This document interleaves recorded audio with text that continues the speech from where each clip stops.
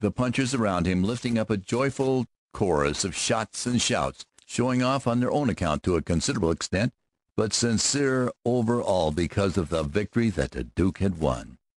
Old Whetstone was standing where he had stopped, within a few feet of the track, front hoofs on the boards of the platform, not more than nicely warmed up for another race, it appeared.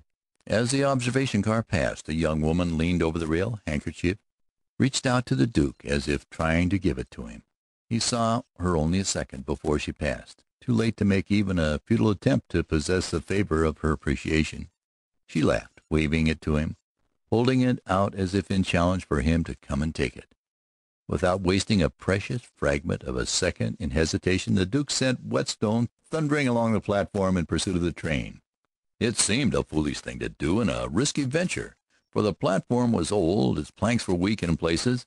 It was not above 100 feet long, and beyond it only a short stretch of right-of-way until the public road crossed the track, the fence running down the cattle guard, blocking his hopes of overtaking the train. More than that, the train was picking up speed, as if the engineer wanted to get out of sight and hearing of that demonstrative crowd, and he put his humiliation behind him as quickly as possible. No man's horse could make a start with planks under his feet, run 200 yards, and overtake that train, no matter what the inducement. That was the thought of every man who sat in saddle there and stretched his neck to witness this unparalleled streak of folly. If Whetstone had run swiftly in the first race, he fairly whistled through the air like a wild duck in the second. Before he had run the length of the platform, he had gained on the train, his nose almost even with the brass railing over which the girl leaned, the handkerchief in her hand. Midway between the platform and the cattle guard, they saw the Duke lean in his saddle, snatch the white favor from her hand.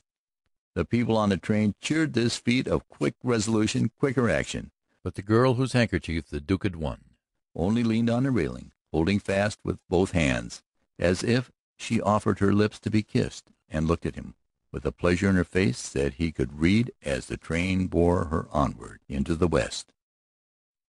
The Duke sat there, with his hat in his hand, gazing after her. Only her straining face in his vision, centered out of the dust and widening distance, like a star that a man gazes on to fix his course before it is overwhelmed by clouds. The Duke sat watching after her, the train reducing the distance like a vision that melts out of the heart with a sigh. She raised her hand as the dust closed in the wake of the train. He thought she beckoned him. So she came and went, crossing his way in the Badlands in that hour of his small triumph, and left her perfumed token of appreciation in his hand. The Duke put it away in the pocket of his shirt beneath the calfskin vest, the faint delicacy of its perfume rising to his nostrils like the elusive scent of a violet for which one searches the woodland and cannot find. The dusty hills had gulped the train that carried her before the Duke rode round the station and joined his noisy comrades. Everybody shook hands with him. Everybody invited him to have a drink. He put them off, friend, acquaintance, stranger, on their pressing invitation to drink, with the declaration that his horse came first in his consideration.